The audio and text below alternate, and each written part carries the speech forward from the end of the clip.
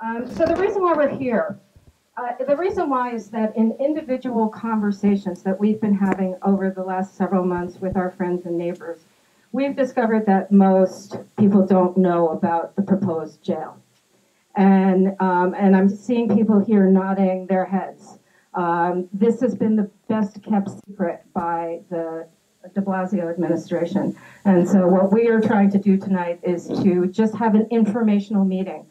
There's no agenda beyond that, other than to educate you as much as possible. What's happening is that there are major community changes happening without community input. And so what we are trying to make sure that happens here is that there's going to be community input. The process as it has occurred thus far, which has by and large not included members of the community, and its impact on the communities, both Kew Gardens, Forest Hills, Briarwood. We will keep our initial contacts brief. By brief, I mean 3 to 5 minutes. That's all that each of these people on the panel are going to talk, because I'm sure you all have lots of questions. So we're going to provide some initial information, and then we're going to provide lots of time for you all to ask questions. And we want this to be an informational meeting so you get your questions answered.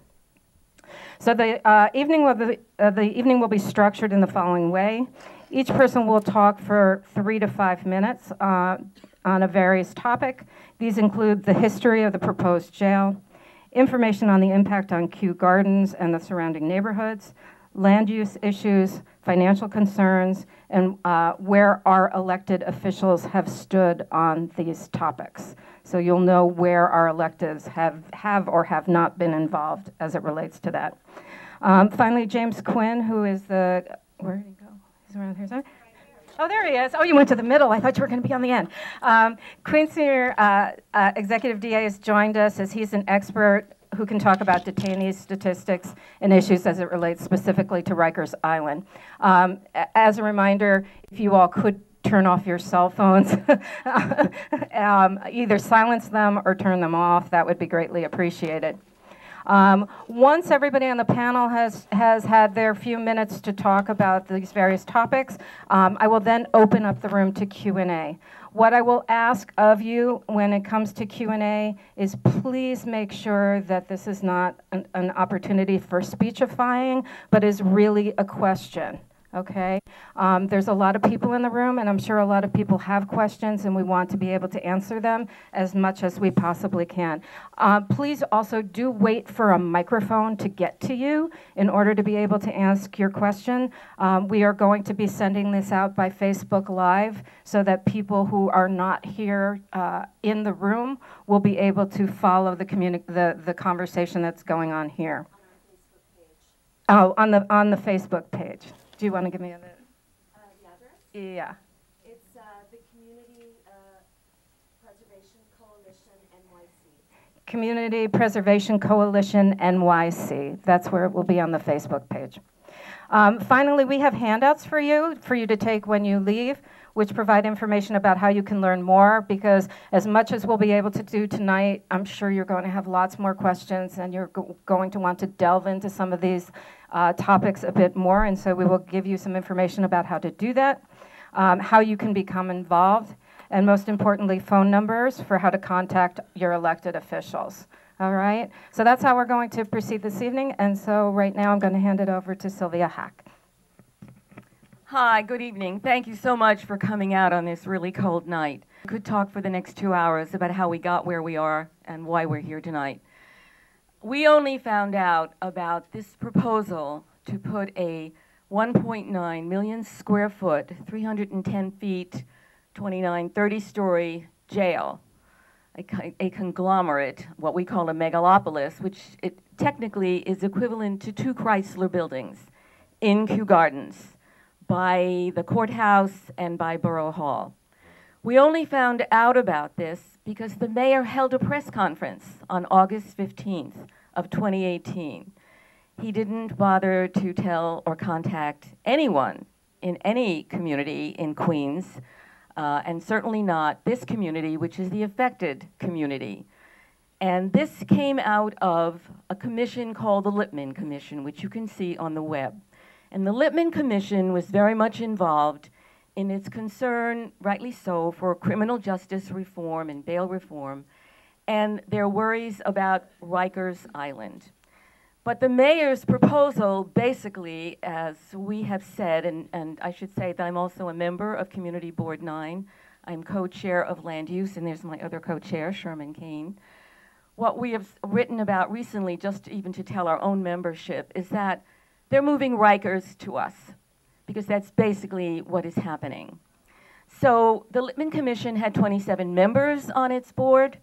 Not one of them was a community person, but there were 3 big real estate developers on this board. Yes, from Forest City Ratner, who brought us Barclays, et cetera. And so we contacted our councilwoman, Karen Koslowitz, who is very important, who we need to convince her to be on our side for this issue. And there are many ramifications to this. And she held a very small meeting in her office in which we met with a group called Perkins Eastman. Perkins Eastman is a big firm hired by De Blasio for $7.6 million. And one of their major jobs was not just to help design the prisons, but to look for potential sites. They never considered another site.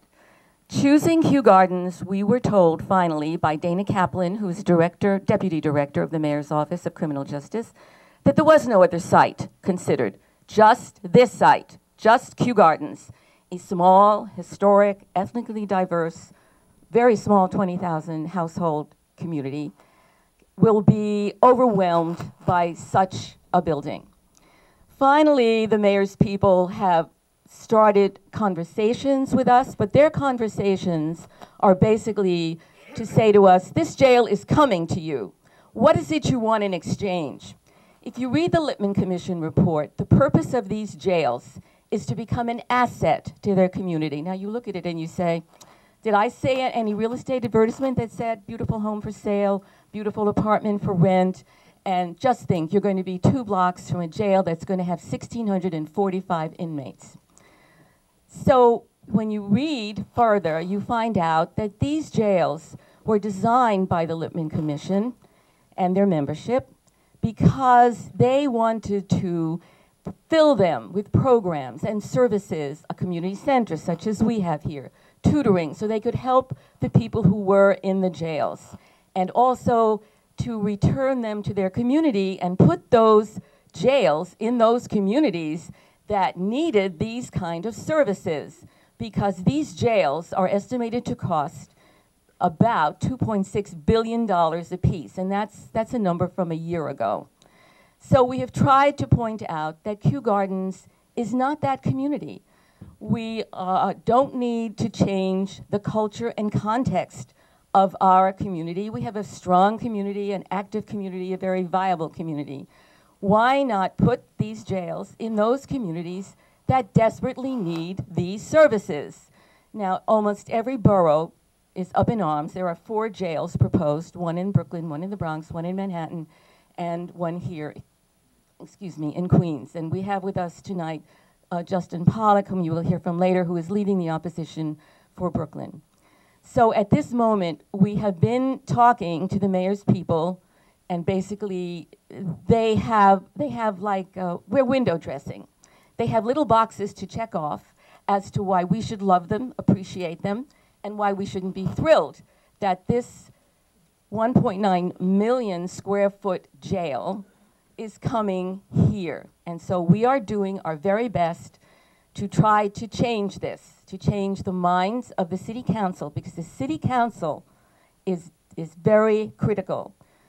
In the end of March, we will enter something called a land use procedure, and there will be another public hearing because that's part of what's called land use, and you will hear a little bit about it. So as I said, Mara's pointing it out, I could sit and talk to you forever about this because there are loads and loads of details.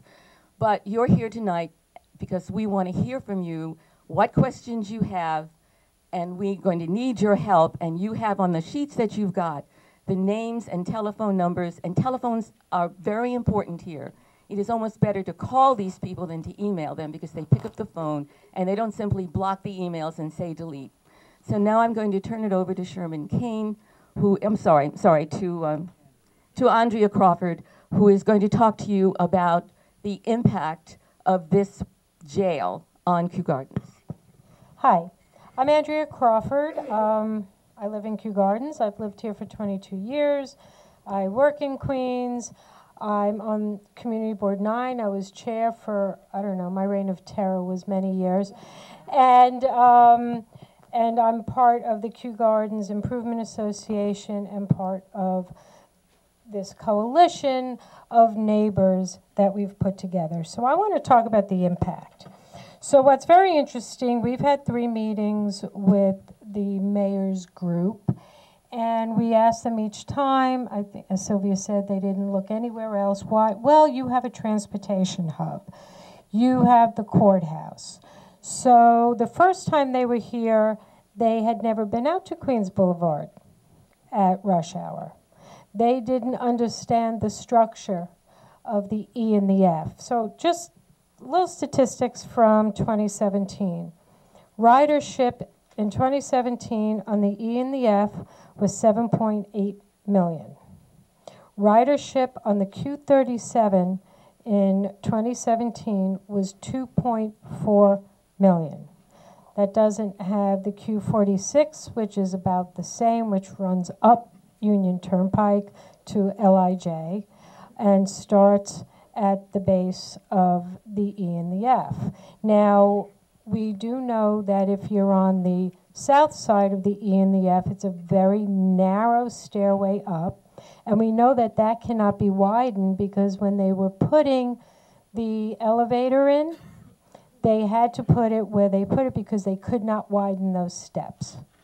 So, with a 1.9 million square foot megalopolis that has 1,510 beds, that is a 24/7 operation, may have an urgent care center of 125,000 square feet that would service all the other 3 borough jails, which of course belies the whole we want to keep them close to home argument, will be coming up through the transit system that we know is already broken. There is no money for infrastructure. There is no way to support what they want to do to Kew Gardens, Briarwood, Forest Hills, Kew Garden Hills, Central Queens. So when we talk about traffic patterns, they had no idea of the traffic patterns on Queens Boulevard, Union Turnpike. So we have the Van Wyck, the Grand Central, Union Turnpike, and Queens Boulevard, all converging at the point by the jail. Every day, I come home from work via Hoover, right? I work on 164th Street. I come up Coolidge, do that little thing, come up Hoover. And as I was driving home today, I'm looking at, to my right is the courthouse, the old Queens House of Detention, and to my left, what's there? Apartment buildings. Tons and tons, probably thousands of units of apartment buildings that they want to demap roads that feed this neighborhood. So none of this has been taken into account. Let's think about putting 2,500 additional workers. People in Queens drive. That's possibly 50% cars, 24/7 into the neighborhood, into the narrow streets. Kew Gardens, Briarwood, Forest Hills, Kew Garden Hills, small, narrow streets, right? How are we going to accommodate all of this? So none of this, I'm getting cut off. None of this has been taken into account. So we're not just talking about, we don't want a jail. We want civil reform. We want criminal reform. We want bail reform. We want the things that will make the criminal justice system work better.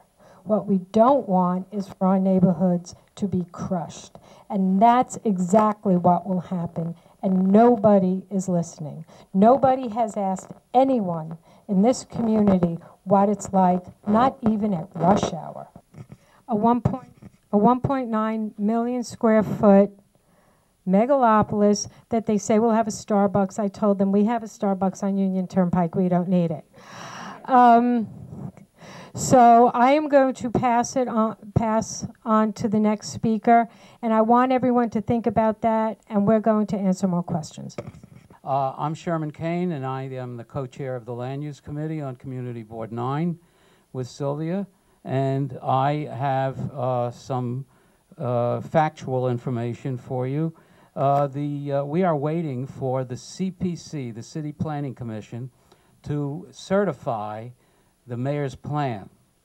And when that is certified, then the ULURP starts, the Uniform Land Use Review Procedure. And every community board in the city at that point, the ULURP is for 4 boroughs. The jails are in 4 boroughs right now. That's the current plan that the City Planning Commission is looking at. And the boroughs, each community board in every borough then will have to vote either for or against this proposal, the ULURP.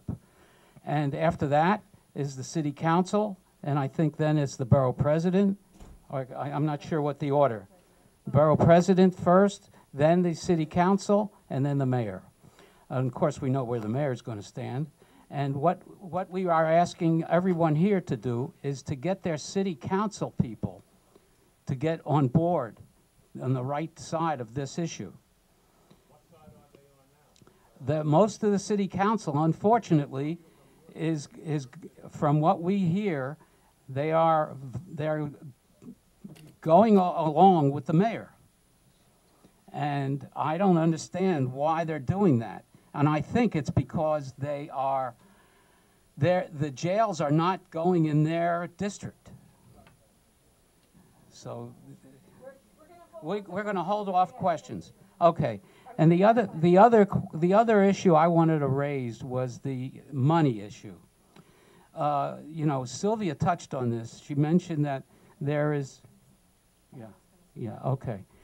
Well, Al is going to speak on that also, but the main issue of the global issue for money is that everybody is upset about Amazon, which is getting a $3 billion tax incentive from the mayor.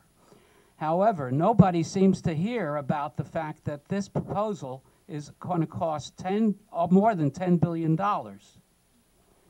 And after financing, it will be much more than that, because they're going to have to issue a bond issue to get that money. So nobody is upset about the $10 billion, but everybody's upset about $3 billion. This doesn't make any sense to me. Okay? So I guess that's my spiel. I'm Al Brand. I'm the chairman of the Kew Gardens Civic Association, and I'm just going to hit 3 points that have already been discussed. First is the funding, the $10 billion. The city says they're going to pay for it out of city funds, which means they're going to have to issue bonds, which means even at a reasonable return interest rate of, say, 3 or 4% over 30 years, the actual cost is going to be double or more than double that $10 billion. The other thing is that they don't even know how much this is going to cost. We've questioned them on the $10 billion, and their answer is, well, these projects haven't been designed yet, and we really won't know the cost until they're fully designed. So that $10 billion is a number out in the clouds somewhere. The city council and the city council person from each district is the most powerful and most influential person who can stop a project like this. They have essentially a power that says if they're not supporting it in their council district, the project's not going to be going forward. We have had, several of the members you see in front of you, as well as others, have had meetings with our council person in Kew Gardens, who represents Forest Hills as well, Karen Koslowitz, and she is currently in favor of the mayor's proposal. We are working on her. We have tried to convince her that it is not in the best interest of her constituency here in our neighborhood, but so far she has supported the mayor and says she will continue to support the mayor. So what we want you to do, just as was said, is send emails, get on the phone. We need to put pressure on not only her office, but other council people around the area, the surrounding neighborhoods, and get them to recognize that there will be a spillover effect in other neighborhoods which are near these neighborhoods, not only in Queens, but also in the other boroughs. Third point is Judge Lippman. We talked about the Lippman report. In December, there was a supplement to that report, and Sylvia Hack and I had the opportunity to hear Judge Lippman speak at a breakfast forum at New York Law School just 2 weeks ago. And what's in his supplemental report and what he confirmed through questioning at that meeting was that the city's proposal really does not follow the intent of his report. His report was to have small, manageable jails in communities, not mega projects. And he also said Staten Island should have one. The 4 boroughs should not take the full burden of all of the city's problem. The other thing he said was that he believes the buildings as currently proposed are too large and that the plan has been pushed through without community involvement. So his position was, we, community citizens, community people, need to get active and confront our politicians and let it be known to the city that we oppose this and that some other system needs to be put in place to accomplish penal reform without destroying neighborhoods. So that's the purpose of our meeting here tonight.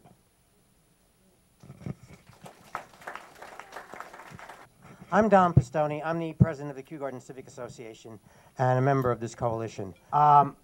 It is really important that you start making some phone calls and inundating Karen Koslowitz. This thing will be driven by 4 city council people, I hope. I'm a little bit more pessimistic than some of my colleagues. Even if Karen and Steve Levin from Brooklyn and Diana Ayala from the Bronx and Margaret Chin say no, the problem is there are 47 other city councilmen who are making novenas and thanking God that this is not in their district. And while there's a certain amount of collegiality amongst the city council people, you know, you don't want it, it's your district, you know best, I'll support you.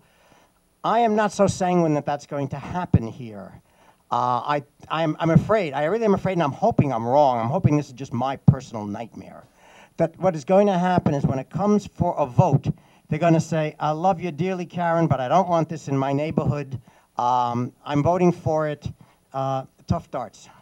I don't know. But let me put it to you this way. If Karen votes for it or abstains from voting against it, then we're really sunk, because then they'll have no reason to not vote against it. So it's really important that you get on Karen and tell her enough is enough. Whatever you thought you were getting from the mayor, we haven't got. Whatever reason you had for supporting him isn't good enough. So by the end of today, we are hoping that you call her office 4 or 5 times a day until she gets sick of hearing this.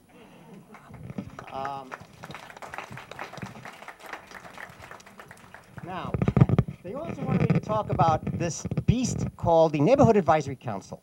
This is also in Judge Lippman's report.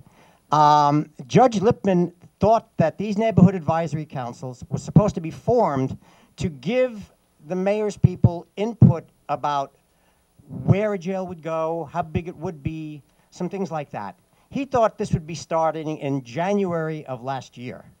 It actually didn't start until October of this year, about a month or so after the mayor sprung this people on August 15th. Remember that date. It's not just a Feast of the Assumption. This was supposed to happen over a year ago. It's just happening now. And it's not that it's just happening now. The mayor's group seems to have a completely different idea about what the purpose of these councils are than either Judge Lippman or us, for that matter. We just went through our third one yesterday. It was probably the most contentious to date, probably the most unproductive to date. The mayor's people keep asking us questions like, well, what would you like to see in the community facility we're going to put here, which was something new. Initially, as Andrea said, it was going to be a Starbucks or a Target or, God knows, you know, a store. They dangled the possibility of a library for us, which, as you all know, will probably be called a prison library. But that's it. We wanted them to listen to us about this is the wrong site. And if it has to be cited here, maybe you can just renovate the old Queen's House of Detention. Something a little bit more in scale. They wouldn't listen to that. They really want to hear things like, and to quote our very own La Passionaria, Sylvia Hack, they want us to tell them what color the drapes should be. They're having these things because it's ticky marks, in my opinion, and they're running things out. We'll probably have another one, which I will go to not because I expect anything to happen, but because I don't want them to go back to the mayor and said, nobody from Kew Gardens showed up. We must have answered all their questions and satisfied all their concerns. And I'm perfectly capable of believing them of lying like that because that's pretty much what they've done ever since we've been dealing with them. We sent them a whole bunch of questions. They sent us some answers. I said, a lot of what you said is not answers. They said, it's just not the answers you want. I said, no, there's no answers. We asked you, what are you going to do if there's an uptick in crime again? Given that Rikers is closed, and you're already assuming that these buildings will be fixed to capacity. The second most lengthy answer that they sent us is dealing with this, and it's full of hope that the current trends will continue for 25 years out. There is absolutely no answer at all about what happens if crime upticks. This is what we've been dealing with. They're completely oblivious to our, it's not they're oblivious. That would make them out to be stupid, and they're not stupid. You know, dishonest, yes. Stupid, no. They're just not listening to us. And I think this is just a gavotte. It's a very stately dance we go through. And we have to go through it because I am just really afraid they're going to blow us off. Sylvia and everybody else has mentioned that we are dealing with people from other boroughs. I've been dealing with a woman named Nancy Kong in Chinatown, who is a member of a group called Neighbors United below Canal Street. They're really up in arms. They've had their proposed jail moved from 80 Center Street, not because the city listened to them, but because they found structural problems. So now they're going to move it to 125 White Street, excuse me, which is almost as bad. In the Bronx, they want to put it in a vacant lot in the Mott Haven section, which, by the way, gives the lie to the notion that this should be placed next to the court, because this particular location is 2 miles away from the Bronx County Court. What's the difference? Vanessa, what is her name? Diana Ayala, who is the council member for Mott Haven, supports this. Vanessa, not Williams, Gibson. Vanessa Gibson, who is the council member for the Bronx, the district where the Bronx court is located, is dead set against it. So, you know, if you were the mayor, you'd do this too, because it's easy pickings. Just once again, it shows you the importance of the city council people. In Brooklyn, Justin Pollock can speak to that better than I can. They want to put a 40, we're only 29 stories. They're blessed with 40 stories. We're going to pass, Justin's going to be the next one to talk who's from Brooklyn. One thing I just want to talk, he's going to repeat his name. One thing I just want to talk about, because nobody's said it yet, and one of the things that we learned in the meeting last night, which is this. There's two things that are going on at the same time. One is that the mayor's office has said they're going to close Rikers. And every meeting we have gone to with an elected, people have said, we're closing Rikers, period. Like, that's off the table before the discussion even starts. So that's one thing to bear in mind as part of this conversation. The other thing to bear in mind is this, is what we're ultimately talking about is criminal justice reform. That's what, I don't think there's a person in the room who doesn't want criminal justice reform. There's issues with Rikers, and we all know there are issues with Rikers. But the problem is that there was a lot of bad publicity around Rikers, and so all of a sudden the mayor decided that he needed to do something about it. And so he created this Lippman Commission, which was then going to create these 4 jails in the 4 boroughs, right? But the problem is they're making these buildings when they haven't thought through the problems as it relates to criminal justice reform. And they said to us last night, well, we have to do them at the same time. They don't have to do them at the same time. The reason they're doing it at the same time is they want shovels in the ground before the mayor is out of office. That's the reason. And if they tell you anything else, they're lying. I'm sorry, I had to say that because I was very upset about it. Well said. My name is Justin Pollock, and I live in Brooklyn, across the street from the Brooklyn House of Detention. We're going through the same thing there, but well, first I'd say something. There's been one good thing that's come out of this process, at least for me, and that has been coming out to Queens, and meeting all these people in your neighborhood. And I mean this. It's really been great getting out here and meeting you all.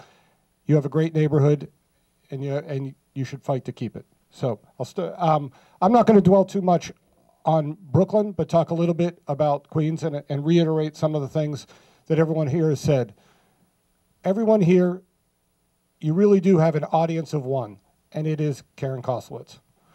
You have got to call when the coalition asks you to go and protest in front of her office. You've got to show up. You showed up here, and it's 10 degrees out. We've got to do it in front of her office. And whenever the land use committee meetings happen, you've got to show up there. The general meeting of the community board, the borough president is, if they have a public meeting, and then when the city council comes around, as many people from all the boroughs, because the only way that we have any chance of moving anything is for all of you who've showed up tonight on a very cold night to show up in the next 6 to 9 months to get in control of this. A couple other statistics for you to know. When they say 310 feet, they don't include mechanicals. It's actually 350 feet. So, every time they try to tell you it's something, it's a bit more. So they tell us it's 430. In Brooklyn, it's actually 470 feet is what they're trying to build there. So, and some other statistics. I know we're talking about 2 Chrysler buildings. 1.9 million square feet, almost 50% bigger than Yankee Stadium. That is what they want to build across the street from you. So think about that. We sat down and met with the warden of the Brooklyn jail, and we said, tell us, what is an appropriate sized jail? And she said, between 600 and 800 detainees. It allows for us to know, for the warden to know the detainees and the uniformed officers to have a connection with them. You get bigger than that, look at any structure. Look at public schools. Look at public housing. It gets bigger. It's harder to manage. And it's inhumane for the detainees. It's harder for the officers to run. It's a harder organism. You also, because you have the space, are being asked to house a trauma center, and that is in there. They might say they might take it out, but it's in the plan, and they want to certify it. And that is a trauma center for all the boroughs' jail. Why is it there? Because you have a larger footprint than we do anywhere else, and so they're putting it there. The other thing to ask yourself, another statistic, is Queens currently, I think, it's about the average detainees, it's about 8,200 in the system right now, contributes about 17%. That's actually going to go down if criminal justice reforms go in, because a lot more misdemeanors that happen in Queens will not be in jail. You're being asked to house 25% of the detainees. What does that mean? That means that you will have detainees from Manhattan, most likely Manhattan, and that means more transportation to court. Those detainees will not be close to possibly their families or to the courts, and the system that they tell you that they're going to be able to dismantle of coming back and forth to Rikers is going to have to go to downtown Brooklyn or downtown Manhattan for there. So think about that. But I will leave you with, please, keep up the energy. It's a great crowd tonight. Keep coming out and work on Karen. Good evening. My name is Jim Quinn. I'm a senior executive ADA in the Queens DA's office. I've been an assistant DA for 41 years in the Queens DA. I'm a senior executive. I'm in charge of criminal court, intake, grand jury, and Supreme Court bureaus, including gang violence and career criminal. This entire movement to close Rikers Island started as a movement. It is not based on any facts. It is not based on any reality. It is not based on what is really best for the city of New York. It started out by, there were so many people being held on Rikers Island on misdemeanor charges. People at turnstile jumpers, marijuana smokers, prostitutes. Let me tell you, right now, on Rikers Island from Queens County, there are only 48 people being held on misdemeanor charges because they can't make bail. 48. And it is roughly the same in every county in New York City. There are only about 230 people being held on misdemeanor charges on Rikers Island because they can't make bail. The myth is that there are all these nonviolent offenders being held on Rikers Island. It is not true. It is not true. I am telling you it is not true. The people being held on Rikers Island from Queens County who are charged with, say a D or an E felony, people who are charged with stealing cars, grand larceny, stealing your pocketbook, criminal mischief, assault in the second degree, the number of defendants who are charged with those crimes from Queens County with nonviolent felony offenders is 124. You know what their records are like? The ones charged with an E felony have an average of 13 prior arrests. The ones charged with a D felony have an average of 12 prior arrests.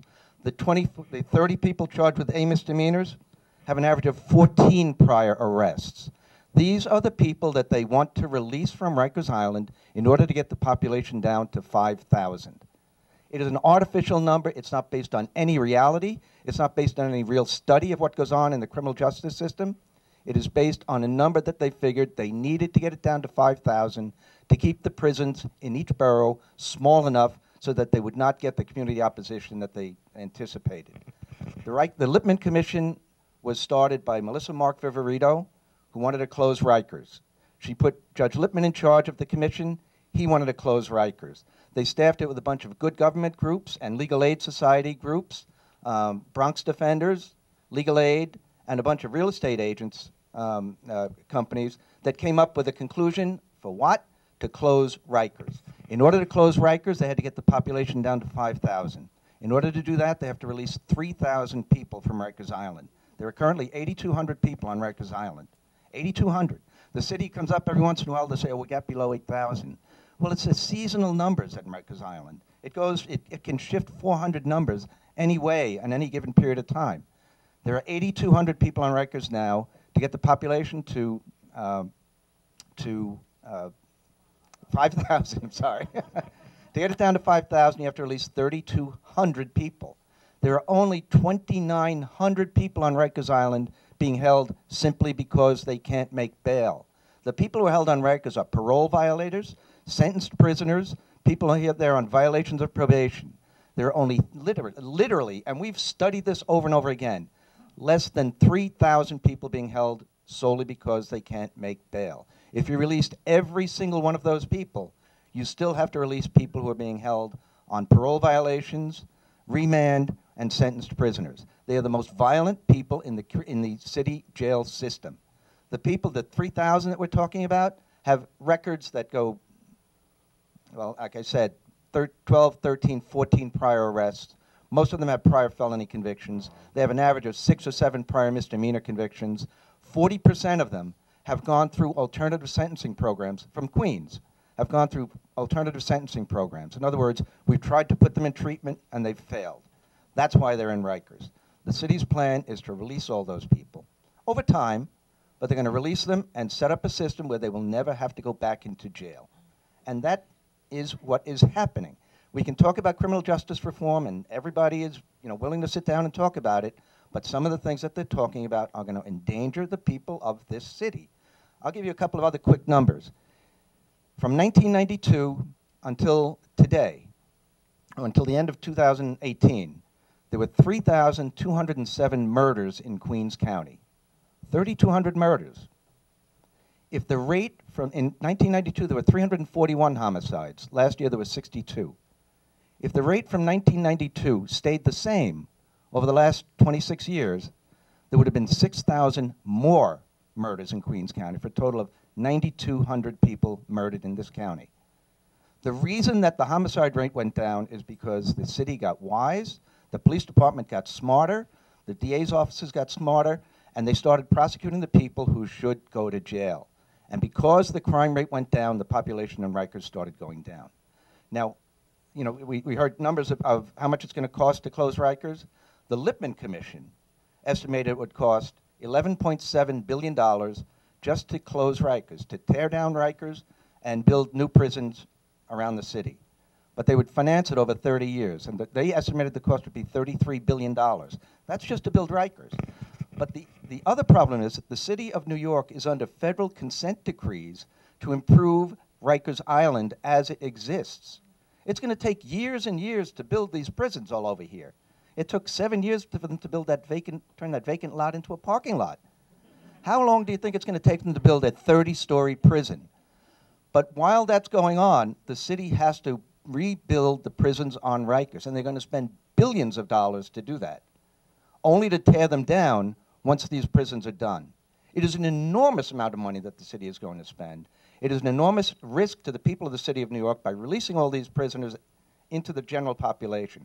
It's not a question, it shouldn't be a question of, well, don't build it here, build it someplace else.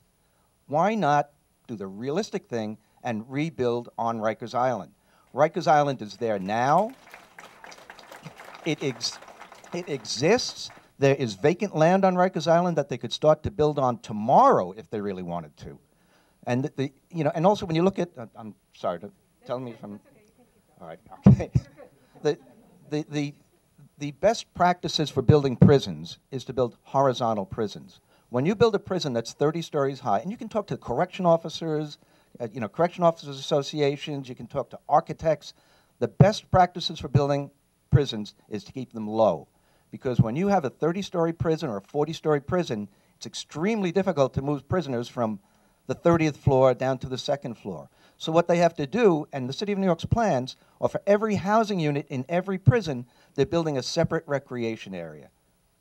That's one of the reasons these prisons are so high. And the city is now trying to figure out, well, how can we get the prisons lower? Well, maybe if we just do, well, you know, one recreation area for every 2 housing units. Now they're talking about saying, well, what if we made a separate prison for women? And then we wouldn't have to have a separate housing unit for women in each one of these 5 facilities. We'd only have one for the whole city. These are some of the things that they're looking at now, and it's ridiculous when you really, really think about it. The other thing I just wanted to say, you know, part of the Lippman Commission didn't just talk about prisons. They talked about putting drug treatment programs in the neighborhoods around the prisons. So that prisoners would have one-stop shopping. They'd go here, they'd know where they'd have to go, they'd leave prison, they'd report to a drug treatment center within the confines of the area. If they had a case pending, they would go to the treatment center in the area and then deal with their cases.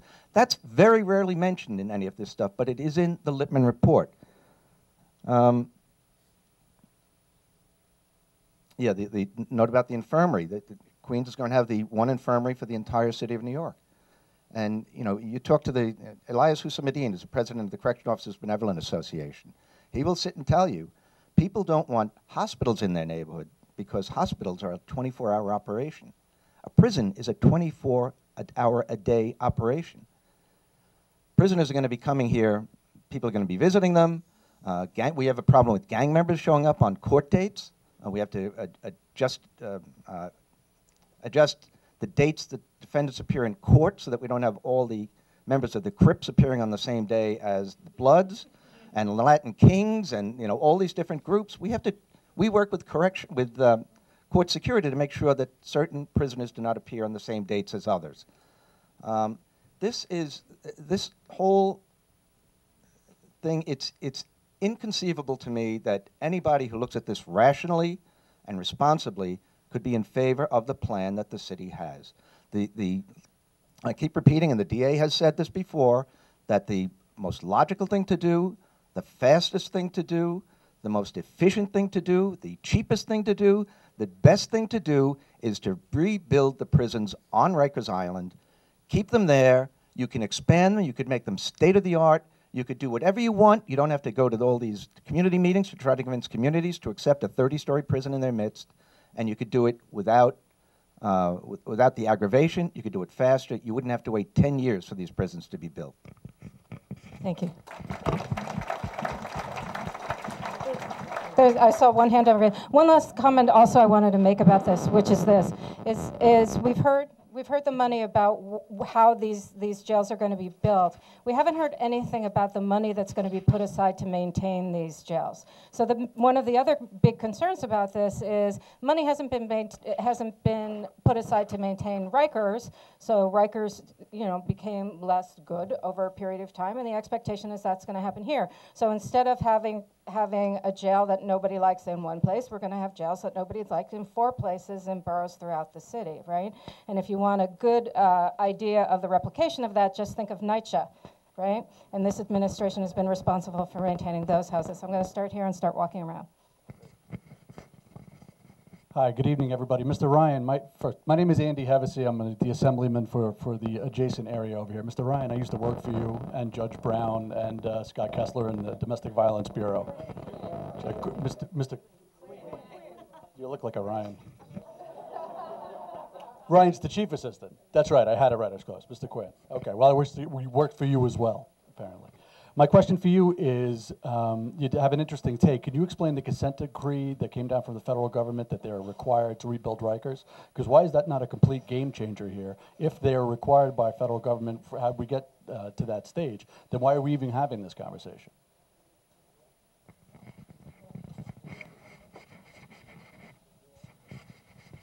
That is a great question. I found out about it when I went to a meeting, and Zach Carter, who's the New York City Corporation Counsel, who was on this committee, the Mayor's Rikers Island Implementation Committee, mentioned it. And he said that, what if in 10 years we're sitting around after we've built all these new jails on Rikers because of the federal consent decrees, we sit around and say, well, why did we build these new jails in the first place when we've got all these prisons on Rikers?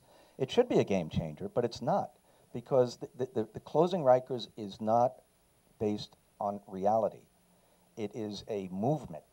It is not something that is based on a sitting down and thinking, what is the, maybe if we were dealing with a blank map, it might be a good idea to build jails, smaller jails around, but we're not. We're talking about building jails in neighborhoods, residential neighborhoods. But we have to deal with what we have now. And, like, take the Brooklyn house. There are 700 prisoners in the Brooklyn house now. Those prisoners are going to be moved back to Rikers Island while the Brooklyn house is being torn down. They're going to build facilities on Rikers Island that are going to be better than the ones that are there now to house those 700 prisoners while they're building this jail. Once they build this jail, they're going to move those prisoners from these new prisons that they just built on Rikers Island back to Brooklyn. Then they're going to tear down the prisons that they just built. And that is in the Lippman report. They talk about repairing the prisons on Rikers as transitional prison housing. It doesn't make any sense. They are wasting billions and billions of dollars for nothing. Okay, first, thank you, and say hi to Mr. Ryan. Sorry, I called you Mr. Ryan.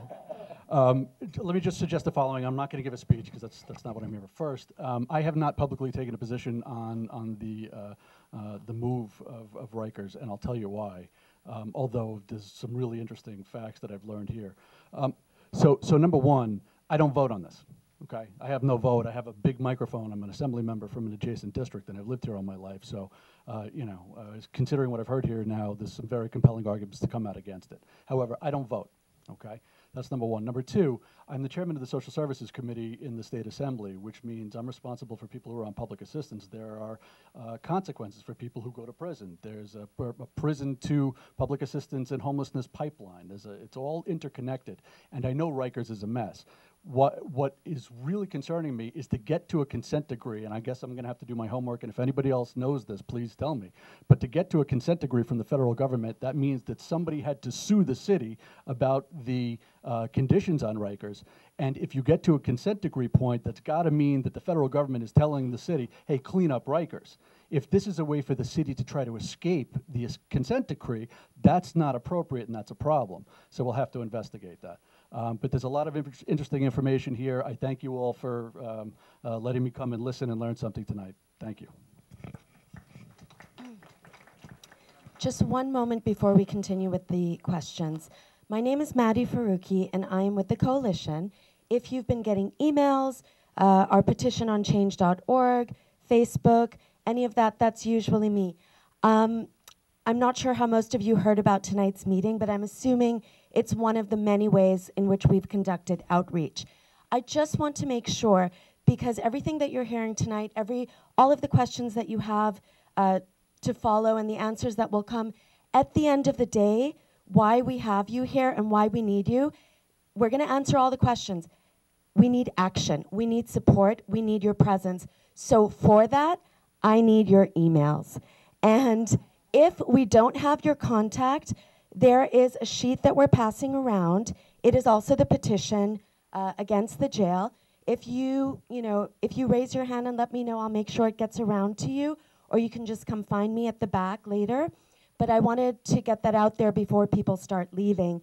And the other thing was, the other way to get your information to us is to contact us on Facebook or through our email address, which is cpc.kewgardens@gmail.com. But please give us your contact so that we can get you to help us spread the word and to help facilitate these actions, because all of the people that we're going to need you to call, the offices that we're going to need you to call and email and contact, we will be sending that information to you via email to make it really easy for you to help this.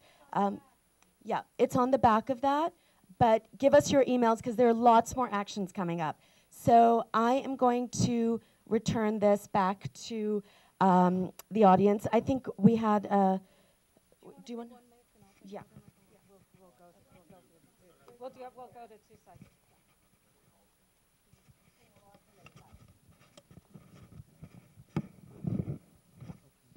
My name is Dee Johnson. I'm a resident of Kew Gardens. I've been here for almost 45 years. And we keep saying why it doesn't make sense to do this. But why don't we address the reason it's being done?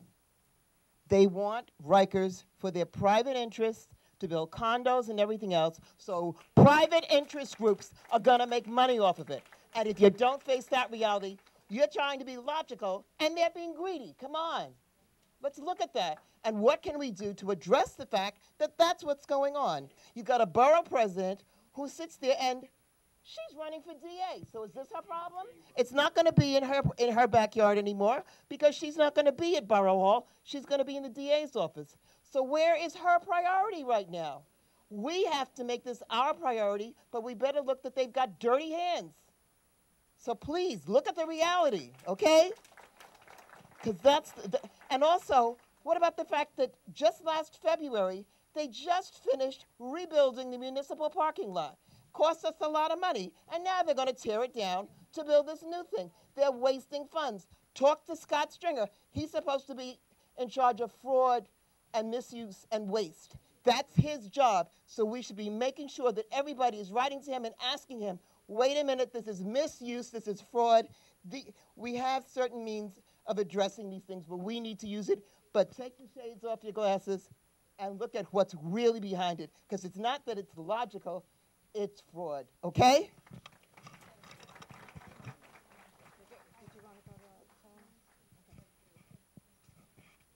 I have a question, and then I also have information for anybody who's here from Briarwood. Hi, I'm Ida Vernon. I'm a Briarwood resident right next door. We are going to be equally affected.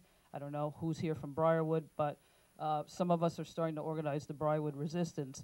So my question for my friends, and I thank the Kew Gardens activists for their leadership, and we're getting on board fully. Why is Karen Kozlowitz supporting this? Is there a short answer to that? Is there a reason that you're aware of? Her answer. Yeah, yeah.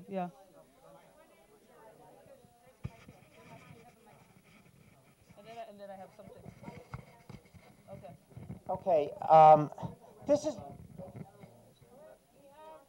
Oh, Alex, I'm sorry. Go. This is Alex Anderson from Crown.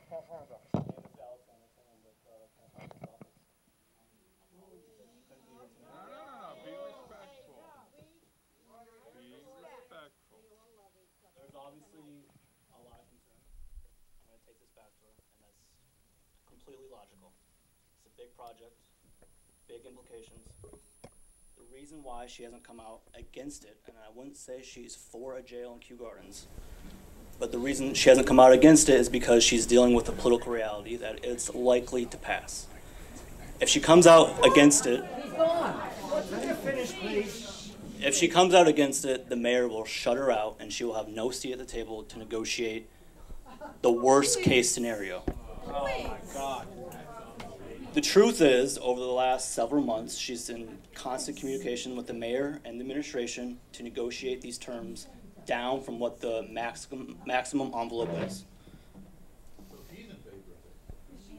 I wouldn't say she's in favor of a jail in Kew Gardens. She's certainly not looking out for herself. I know it's a tough pill to swallow right now. She's looking out for the people of Kew Gardens. Yeah. I met with Carol. When is she going to work for the people? One at a time. I met with Karen Consulate at previous meetings. She is absolutely 100% in favor of closing Rikers, and she's absolutely 100% in favor of a prison, bringing a neighborhood prison to this community. Now, she said that. She was also standing with Barry Reincheck, another councilman, with the mayor supporting that bill. So please don't come to this audience. I don't know when that happened. I'm not lying to you at all. I'm telling you how it is. Wait, excuse me. Listen, We have rules. Wait, Alex, just a minute. We have rules of engagement. We will have one person speaking at a time. If you want to speak, please put your hand up. Let's not try and talk each other down. This is our dialogue. So we have people with mics. Let Alex finish, and then Ida is going to finish, and then we are going to go through the audience. Okay, thank you. I'll just wrap up by saying this. There's obviously strong opinions. We have a phone number. They already gave it to you. Call our office. We'll explain it further. You're being listened to. And I'll end it there. As you have more questions, I'll be here the rest of the night. So.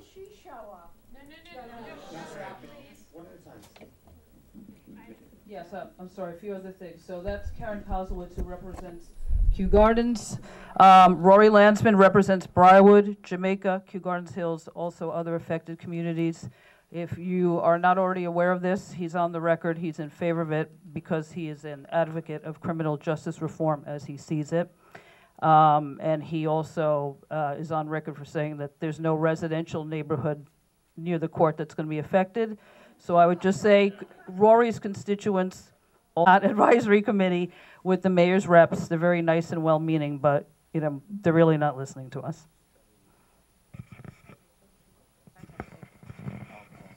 The mic is on. Good evening, everyone. My name is Eric Ulrich. I'm a member of the City Council representing a district just south of here in Ozone Park, Howard Beach, Woodhaven, and the Rockaways. I also am a former Community Board 9 member, so it's good to see many of my friends here.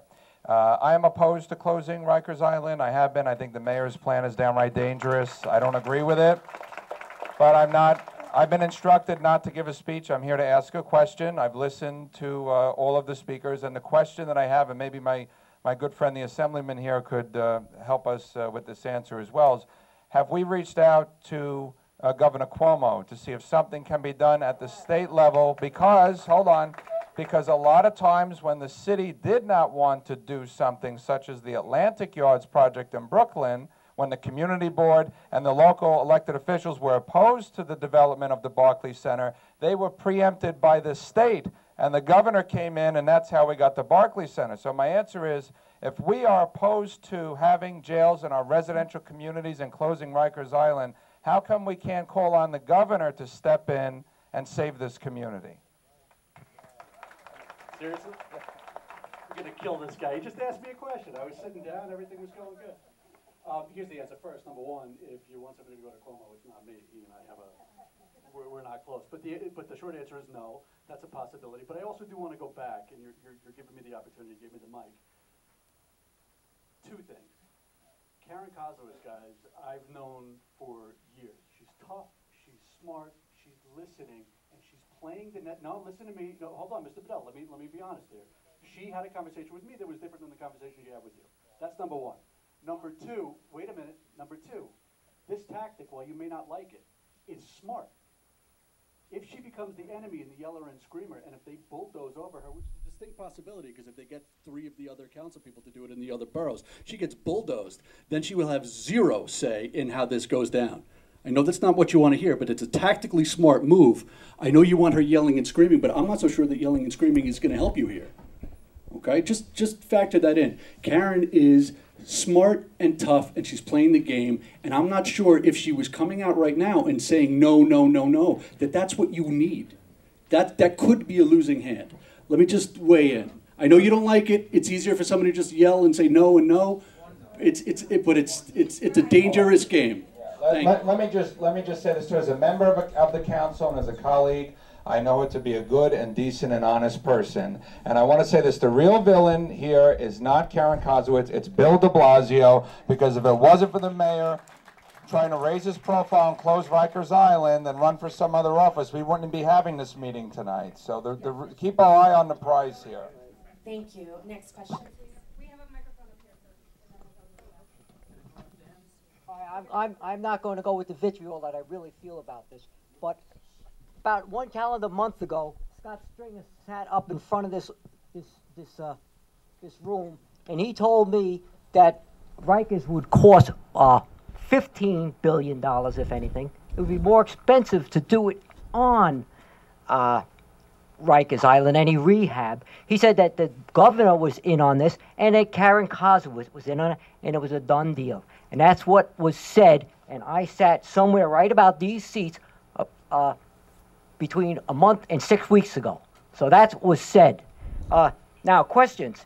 If people don't know about this jail, it's got to get out there. What about coming up with a little bit of money for either print or radio ads? Both effective. People read the Daily News still. We don't put it in the Times. We don't put it where it can't be heard. We put it on radios that get listened to on the way to and from work. We also try to get some of the news outlets, give them something else to talk about other than what goes on in Washington.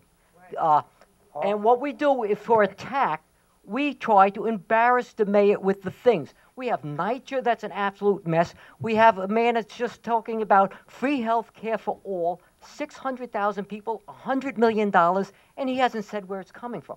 Embarrass him on not the question of the prisoners, and the detainees, but on the funding and his inability to do any of that. Secondly, in Rikers, Paul, question. Paul, let me answer that first question about publicity. It's not for want of trying. Mara and Sylvia and I and a couple of other people, we put together an op-ed. In fact, we were trying to do an op-ed with all 4 boroughs. We sent it to the Times. It sank like a stone. We sent it to the news. I never even got a response that they received it. Paid ads would be a different story. First of all, let's find out how much you want to pay.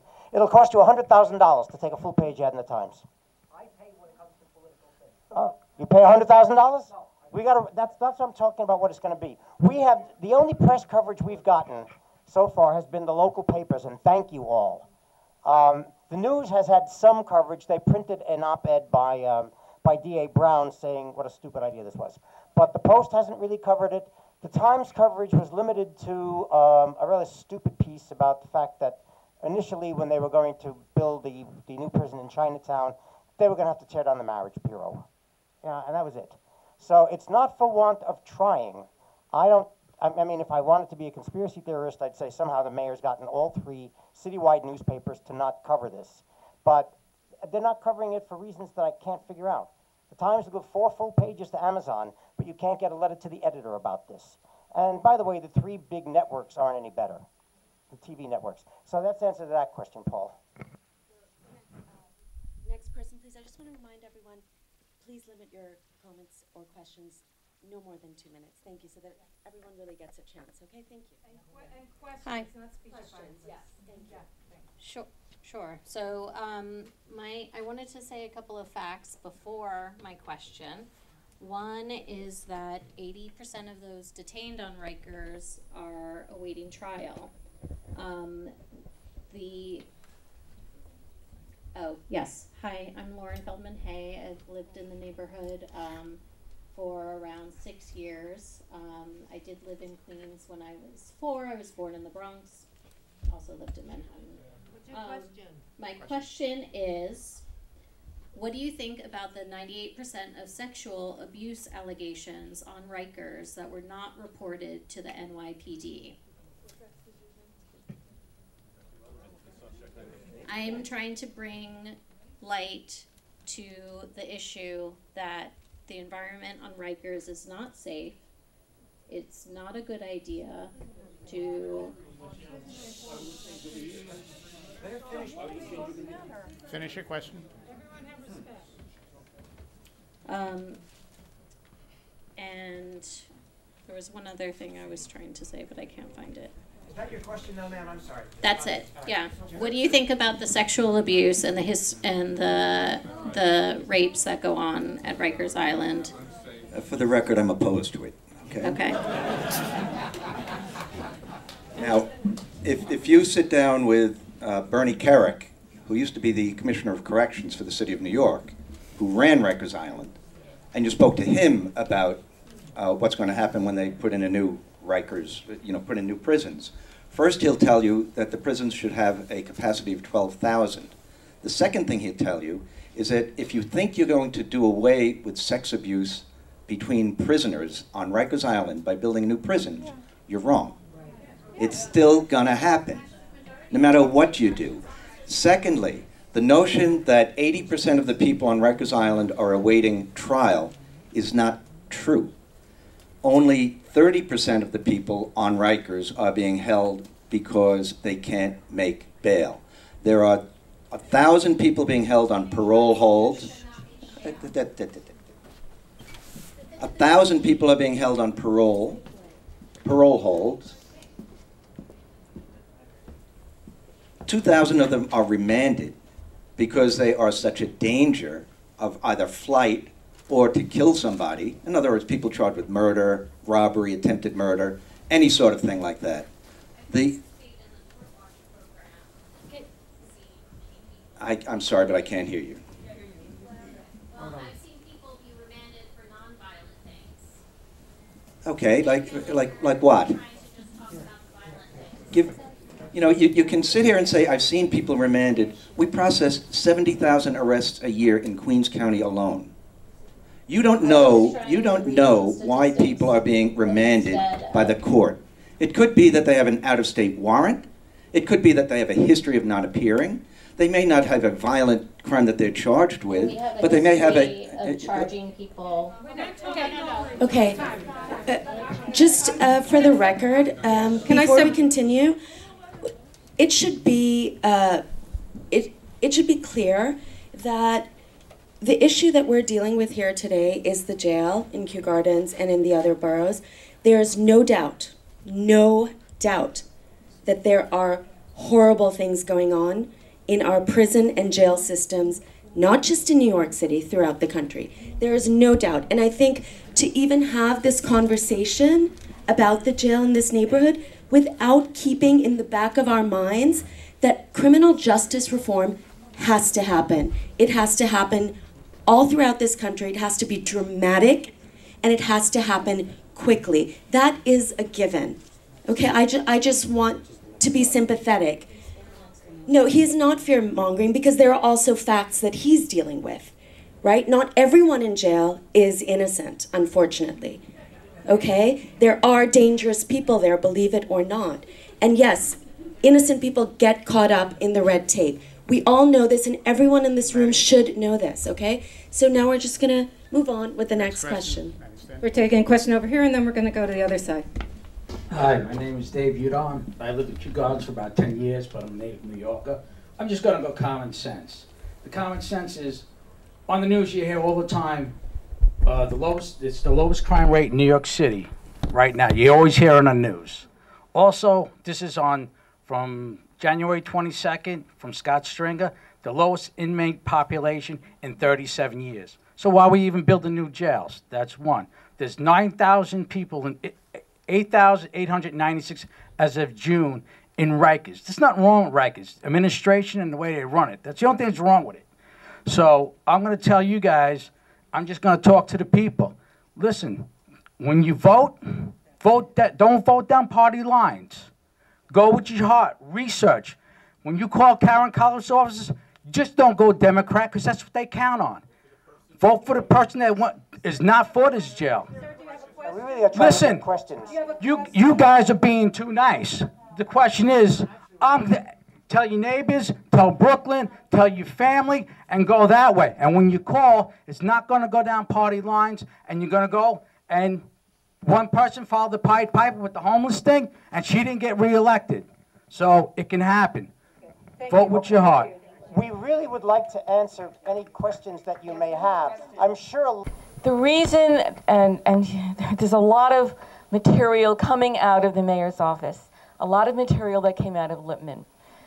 It's well-meaning in the sense that they see these jails, for whatever reasons, as assets is because they want to fill them with programs and services that are needed by communities. In the second Lippman report, they went around to many of these communities and people came out and they met with all kinds of people. So therefore, their theory is that the jail can somehow be a means of changing the community in which it is placed. But it is going to be in a community which does not need it, in a community which doesn't have enough people who are coming out of this community. Kew Gardens is made up of 3 zip codes, and people have heard me say this before, 11415, 11418, and 11424. There are exactly 25 people who are incarcerated from those 3 zip codes.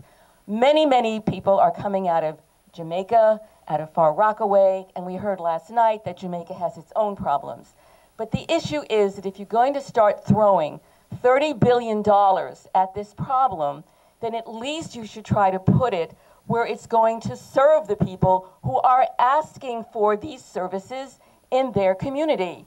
Kew Gardens is not asking for these services, and we're not asking to be demolished by a project of this size. And the other thing is that this money, when we have 114,000 homeless children who are going to be the next detainees on whatever Rikers Island is, because the money is not going where it's needed.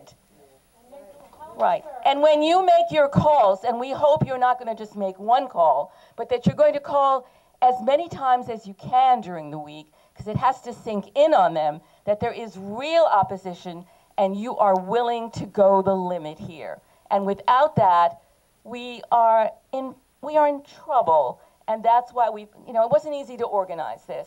And we'll be organizing other things, but we count on you to take those sheets, and you see there are phone numbers, and phones are better here than emails, but you can do both, and get to your neighbors, and you've got to fight this. Now, people said you can't fight City Hall. We don't believe it. When they told us they were going to tear down our bridge of stores, they said, forget it, it's a done deal. We did not forget it, so it is not a done deal. And our bridge is being repaired, and our stores are going to be repaired next.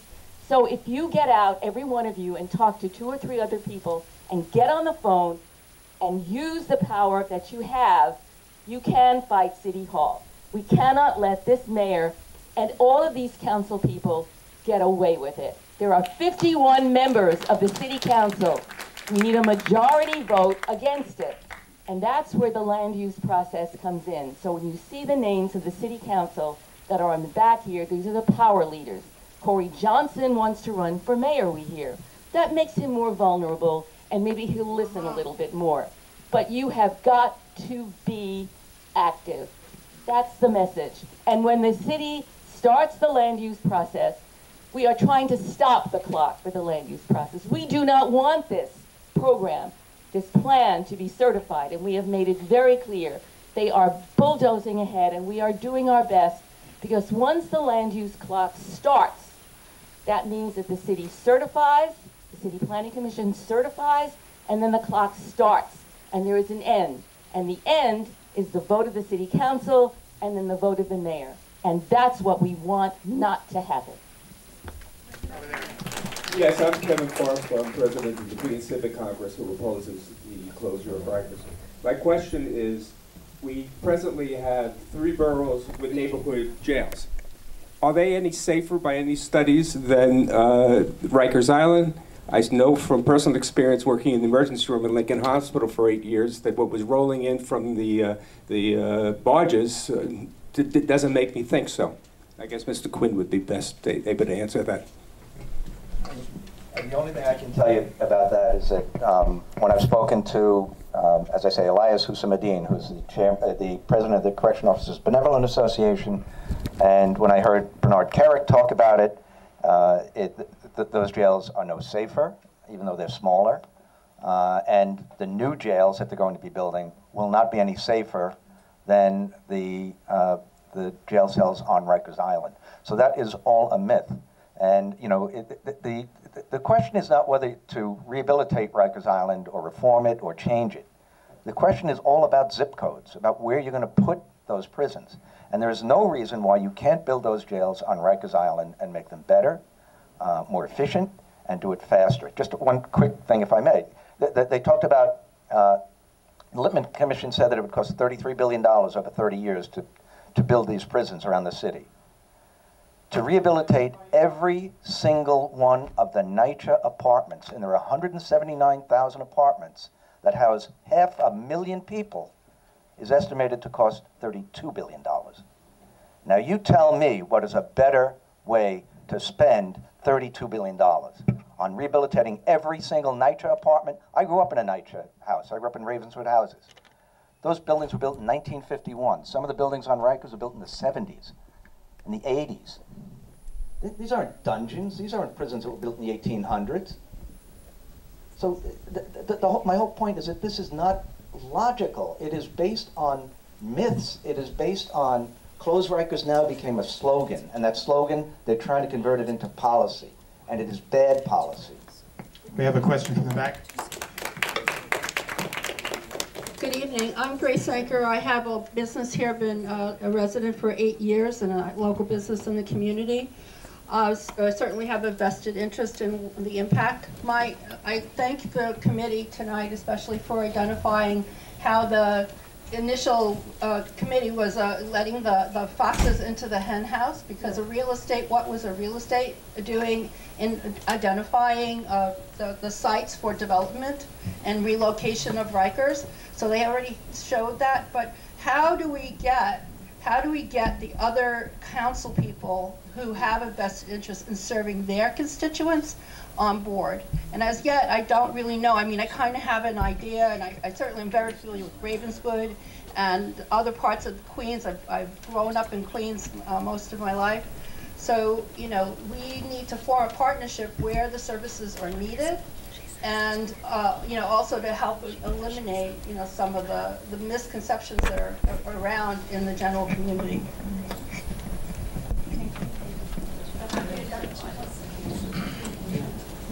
Question is, how do we identify those people?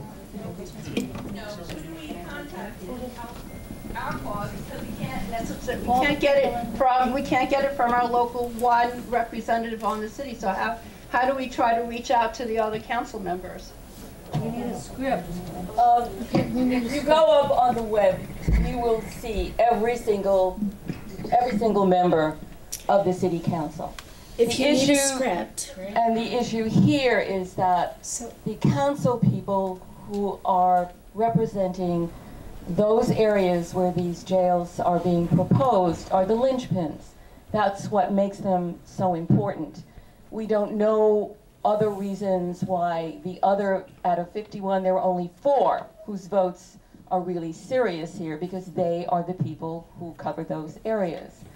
So we are asking you, that's why you got lists where you have Corey Johnson, who is the Speaker of the City Council, and people who head some of the major committees on the city council.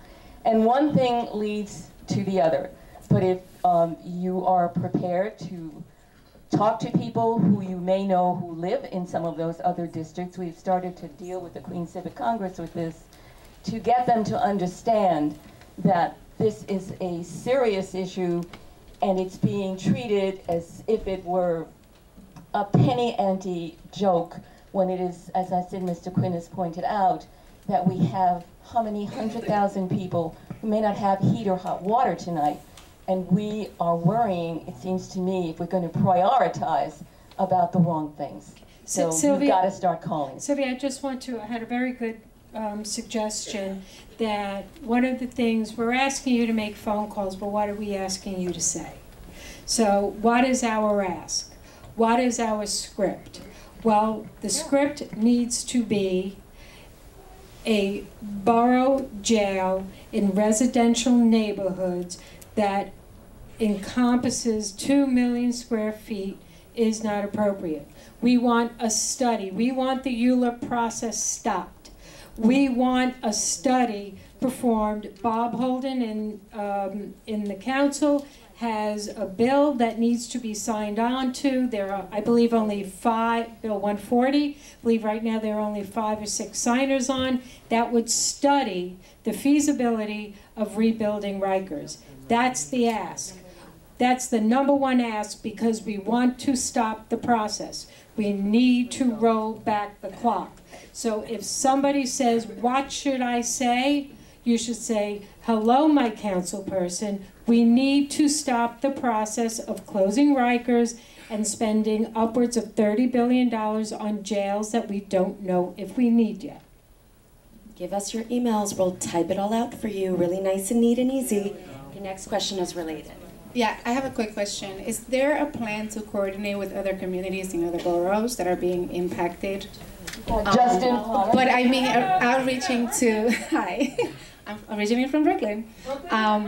That's right. But outreach, I mean, to the public. Because I think the politicians are one thing, but they really answer to the public that put them in office. Vote them out. Well, I mean, in Brooklyn, we have a similar organization that is working, and we communicate on all fronts. Chinatown has held a town hall there, and whenever we hear that the council member can't come out against this, Councilmember Chin did come out against the process, and they changed the location. They did, and they pushed it back by 3 months. So there is power. So I would just put that back in the council members publicly coming out with their reservations and such. I get that there can be negotiations that happen throughout this, but this can't be an 11th hour thing. It's not. This is not a condo they're building. I think that one of the important things too, and what was really smart with this group, and they were smart about it before I ever became part of the group, was that each of the boroughs is in relationship and in conversation with each of the boroughs that are having a jail put in. Because one of the main concerns was that the electeds were going to try and pit one borough against each other. Okay, Queens, we can make sure we're okay, but they can dump it on Brooklyn, right? But we wanted to make sure that that wasn't going to happen, so that we were constantly in conversation with all of the other boroughs, so that we wouldn't be pitted against one another. Mara, we have a question from a young person here. Hi,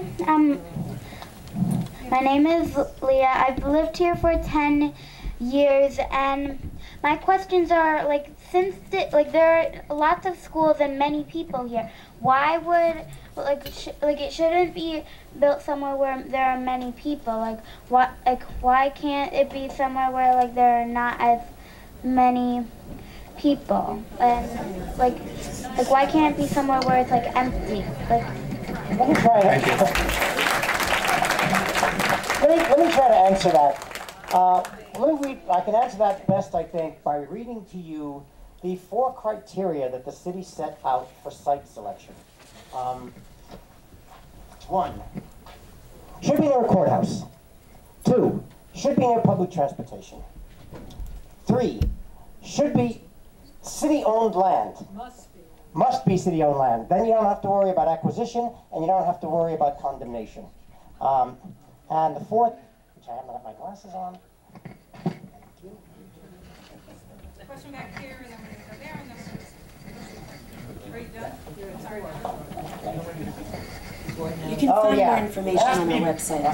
It has to be a big enough size. Now, if you heard all of those things, big size, near courthouse, near public transportation, city-owned land, did you hear anything about being near or far from a school, near or far from residences? No. What you heard was location, location, location. Sounds like something that can come out of Forest City Rattler. This is all they were concerned with, all these physical things. They really don't take into account, and boy, that was obvious in last night's meeting. They really don't take into account anything about being near schools or being near residences. It's just collateral damage. Hey guys, my name's Roman Zelchenko. I've been a resident here since I was 7. Also spent 5 years in Brooklyn Heights, so kind of have been around that jail as well. So my question is, do we have, and this is along the lines of like, how do we communicate this? How do we go outside of local news? Is there any evidence, documented evidence of, and I think this question was kind of raised before, of what plans there are or considerations there are for the Rikers Island property post this kind of development? Like, has there been anything publicly said about this? Because my thinking is that what we need, and you know, I mean, I'm against building a jail here, but I understand that this is a really complicated.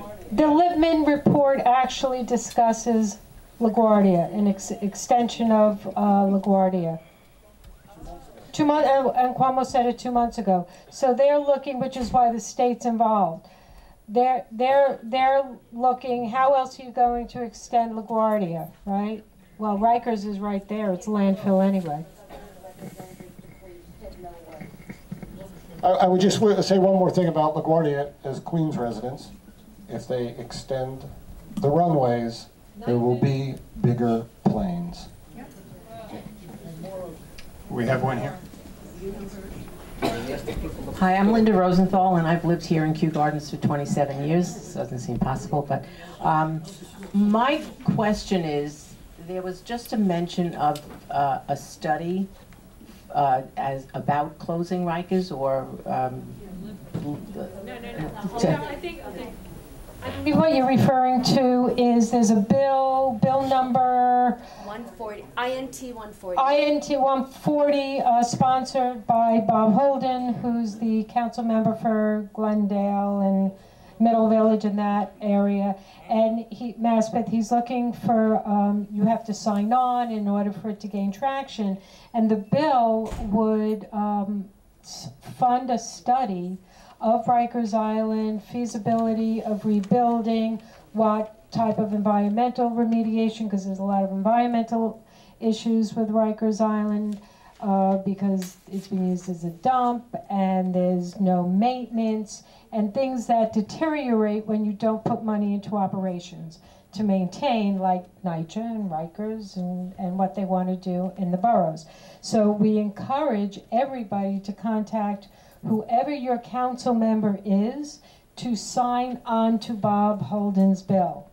This would be fact-based information as to how to move forward instead of the bass-ackwards way that is happening now, and would actually give us facts. Is Rikers rebuildable? What can we do? What would it cost to put a ferry system in so that you have better access? That's one of the things that, you know, people can't get back and forth. Ferry systems, building courthouses with, you know, is that jurisdictionally possible? So these are the things that this bill would entail. Because that seems to me like the most logical way to go at this point, to find, you know, fixing Rikers makes much more sense than doing any of this nonsense. It would be much less expensive. And why is that not? So that's what we have to call our council people. Okay, that's the ask. Put that in an email and send it out to everybody. So. Hi, I'm been a resident of Briarwood and Forest Hills for 35 years. The current site is a detention center. Now, under current ULIP guidelines, if they were just going to renovate that and make that into the jail, which they can probably do without building up above it, would it have to still go through the entire ULIP process and everything else, or would that be a matter of right? No. Probably not. Shift it way to the back. Hello, my name is Luke O'Brien. I'm over 30 years in Kew Gardens. But my question is, when I first heard the building was 29 stories, I was stunned. How does one evacuate a 29-story jail in the event of emergency and do it safe? Has the fire union been contacted on this? Well, apparently, according to their the mayor's deputy mayor of operations, in theory, you would be closing off areas and sealing off wherever there, because it would be a fireproof building, of course, or you would be bringing everyone down to the Sally Port.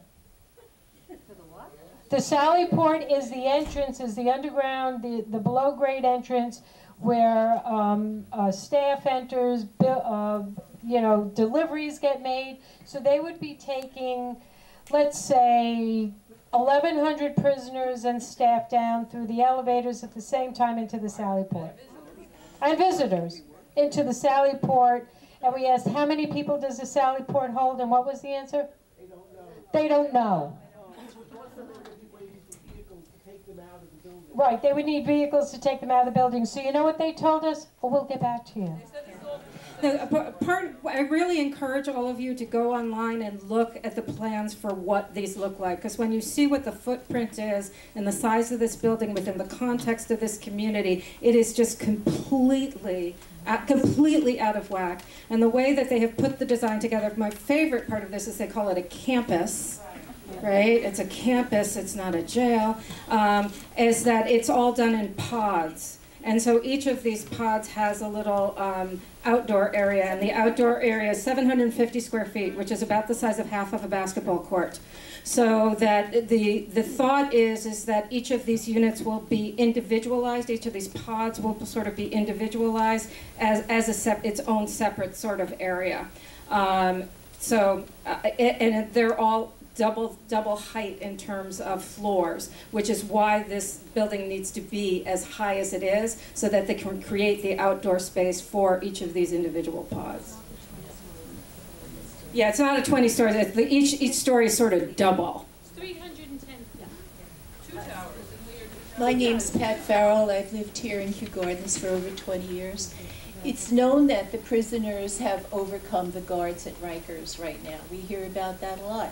So what assurances do we have that if and when they move the prisoners closer to a residential population not surrounded by water, that we aren't going to have more problems and that we're not going to be put more at risk with hardened prisoners being close to our area? Are they going, what is the ratio now of guards to prisoners at Rikers, and have they made any improvement in what the ratio will be if they bring the prisoners closer to residential areas? Okay, this is from the Lippman report. The current ratio of prisoners to guards to prisoners is 1.1 guard per every prisoner. When the new prisons are built, they're going to reduce the ratio to 3/4 of a guard for every prisoner. They claim that the prisons they're building are going to be safer for both the prisoners and the guards, and therefore they're going to be able to reduce the prisoner-to-guard ratio.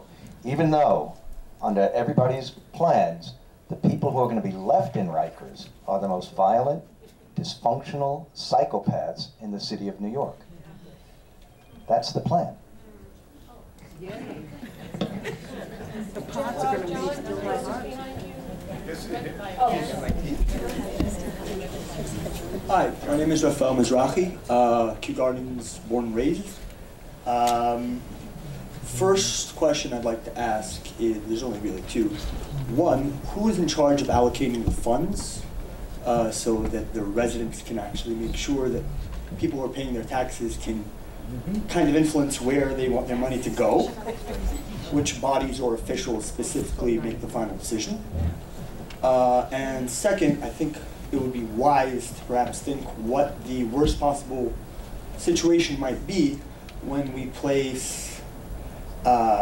take prisoners out of an island and place them near 3 highways, 3 trains, at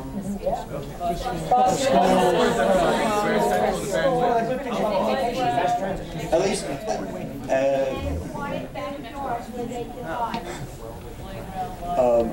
I personally know a few guards at Rikers who are my neighbors.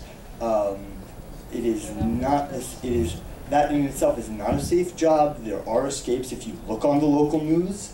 I haven't heard much about safety. It would be,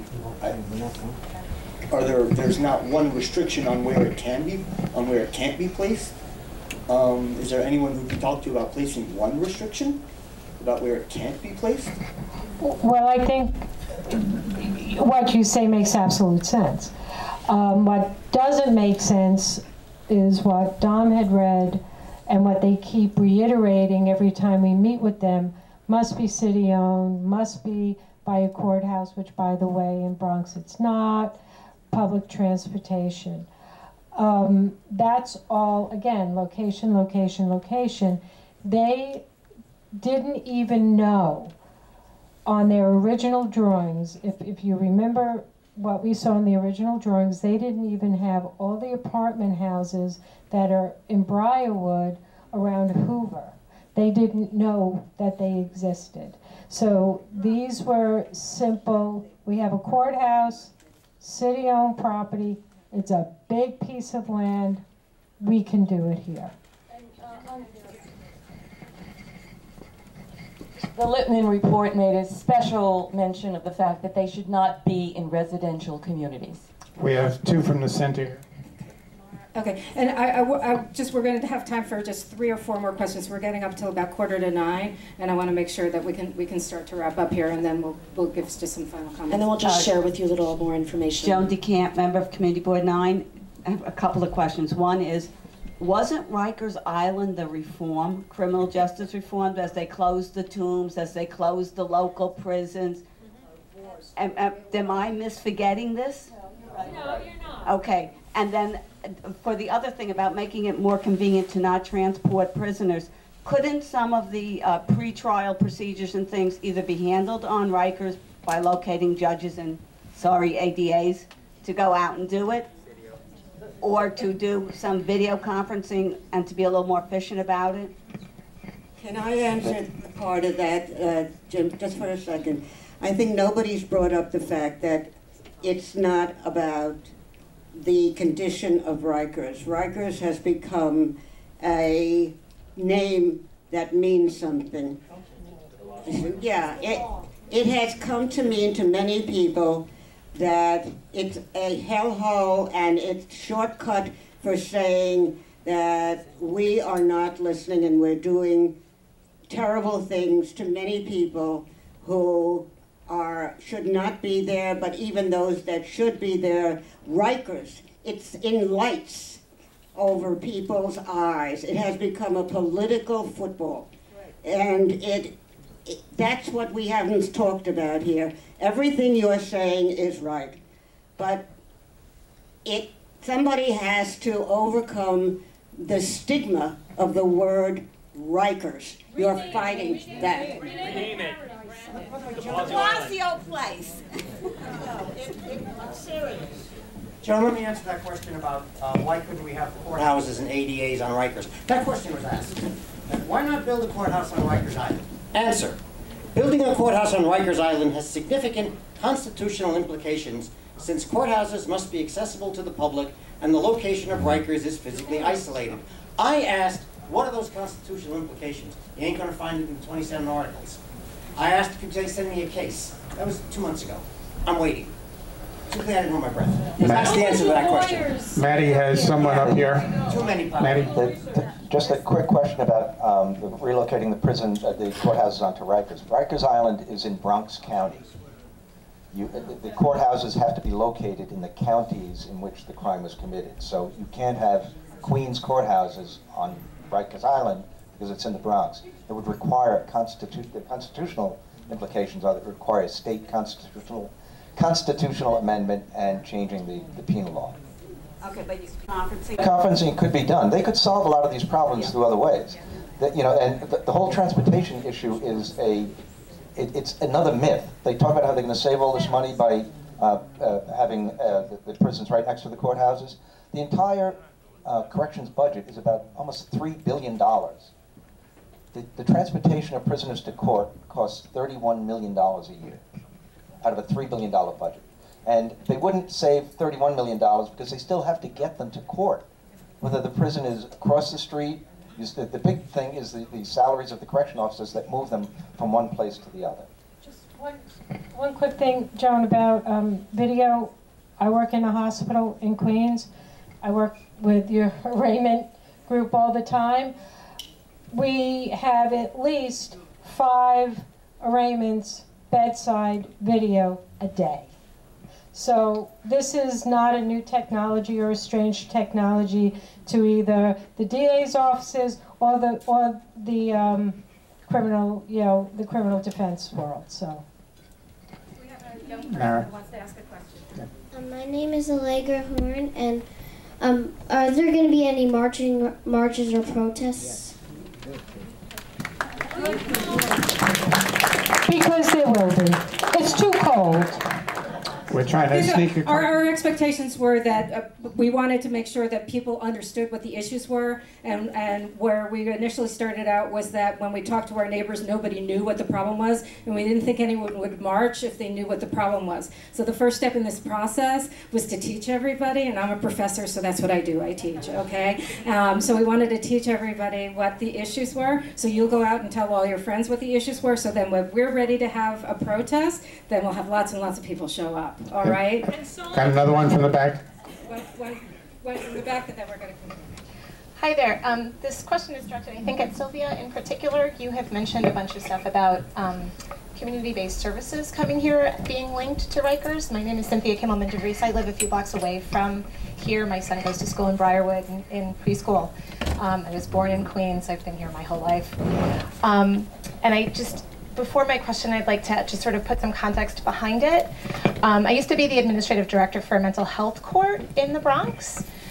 So I worked with a lot of people coming out of Rikers, or who were candidates to come out of Rikers, who had some sort of mental health issue. If folks don't know, about 40% of people in Rikers Island have some array of mental health issue, which means that I won't get into the nitty-gritty of it, but for a lot of people that have some sort of mental health issue, including people within our community here in Kew Gardens, in Forest Hills, in Rego Park, people I personally know, new moms who have suffered from a lot of postpartum depression and anxiety, friends of mine who, based on the political climate and the economy. Yes. We did. Okay, so now the question. There's a lot of folks in Rikers that really desperately need those services, but even more so than Rikers are people in the community here in Kew Gardens that need them. You're one of the first people that has mentioned not having and bringing those services here because you think that the people that are in Rikers that are using those services are going to populate our community who don't actually need them. And there's a drug treatment facility right up the block. But I keep hearing you mention over and over again that we don't need those services because there's only 25 people that have been arrested in Kew Gardens that would use them. No. But I'm not sure that I understand, and I'd like a little bit more of a more detailed explanation about it. Allow them to explain. The short answer is that these services that are being requested by communities that were researched by the Vera Institute of Justice, the Van Allen Institute, and these are services that are greatly needed in certain areas. So the jails were to provide those services on site to the people who were incarcerated. And you're right, it's a very high percentage. I think last night at the meeting, I think it was as high as something like 35 or 40% are in Rikers, not necessarily in Rikers, the Tombs, et cetera, detained, who have mental health issues. And these issues are going to be dealt with within those jails. There is nothing that says, that we have read, that says that those things are going to be then also encompassed in the community at large. The initial thing is to break the recidivism and to provide those kind of mental health services to this large population who needs therapeutic services. Now, they are talking about a lot of community facilities, and they are asking about what those community facilities should be. But these facilities, I have to say over and over again, are supposedly designed for those communities who came out working with the Van Allens, working with the Vera Institute, who said, we need these things in our communities. That is why we are considering these jails as assets. And I certainly can understand that there are other issues, but at this time, we are not one of those communities that has put forth their effort to have such programs and services. But obviously, if you are interested in that, you, I guess, can pursue it. But we don't know exactly what those things will be. And the people who came out, and if you go up on the Lippman Commission, particularly the second report, you will see them sitting at tables, sitting at round tables, making the case that their communities are in desperate need of a community center, of tutoring, of counseling. And the therapeutic issue, which came out last night, says that there are 40% of the people in these detainees, amongst these detainees, who need mental health services. Yeah. I think to your point, this is a very complex issue. I mean, I don't know how many people in this room remember Willowbrook, but I remember Willowbrook, right? And what happened when Willowbrook broke down, right, and they closed down all the mental health, they put them in the prisons. So now we have the problem in the prisons instead of having them in mental health institutions. But I think there's not a person here that wouldn't say, why are we building jails that we're going to use where mental health concerns are going to be taken care of instead of doing mental health services that would better serve these people. And I also have to tell you, as a professor who works for the city, I work for CUNY, we're getting gutted, right? I sat in a meeting where we had lost $3 million this year. If those same prisoners, I have students in my class who have been in and out of those jails. They talk to me about going to court. So I know who these people are. We're not like doing this NIMBY here thing, okay? I take this really personally. I do. I work with these kids and I know them. And they're human beings. And I love them and I'm scared to death for them.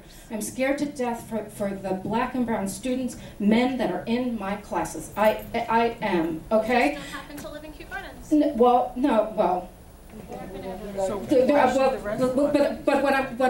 what I want to say to you is this: the city is getting ready to spend $30 billion on 4 jails, and that money could be better spent to serve people, all people, rather than throwing $30 billion into a jail system that they haven't thought about first. They're trying to do it on equal tracks. They're trying to figure out what the problems are, and they're trying to build at the same time. And the problem is they're trying to rush the build problem because they need to get shovels in the ground by April 2020. Because De Blasio wants it done before he gets out of office. So instead of thinking of people as human beings and serving them and doing what we need to do to make our community better, we're rushing it to serve a political issue. And that's what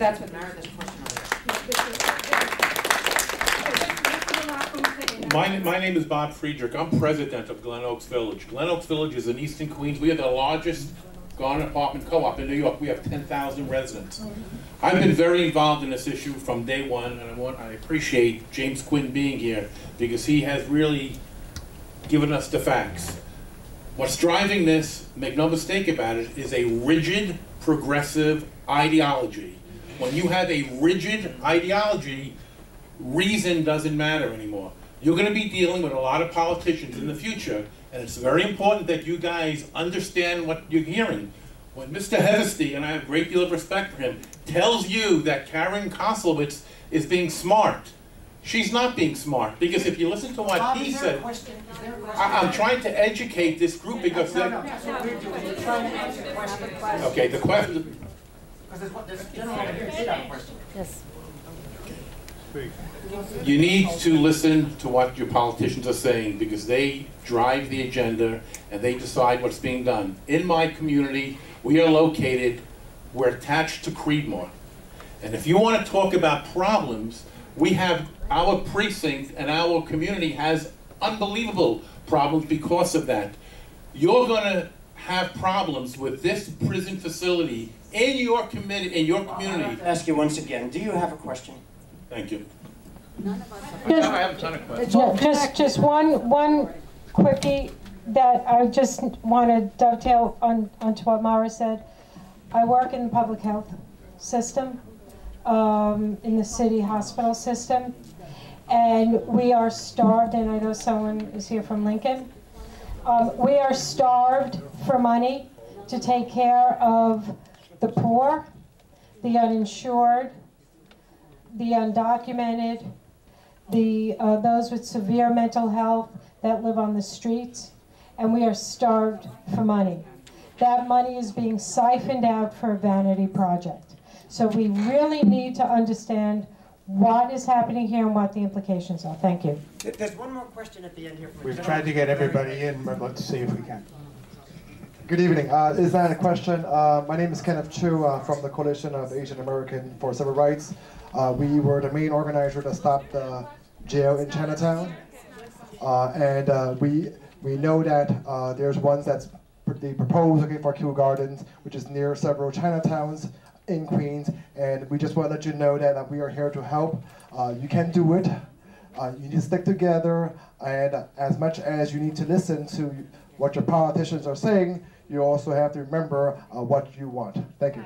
Thanks a lot for the support. I just want to say something before we end. I want to applaud everybody here for coming out. It's 14 degrees. For being so honorable to each other and for listening to each other. And thank you. Thank you for your support. Remember the ask. Emails, we need your emails. You need to call your local representatives in the council and sign on to Holden's bill.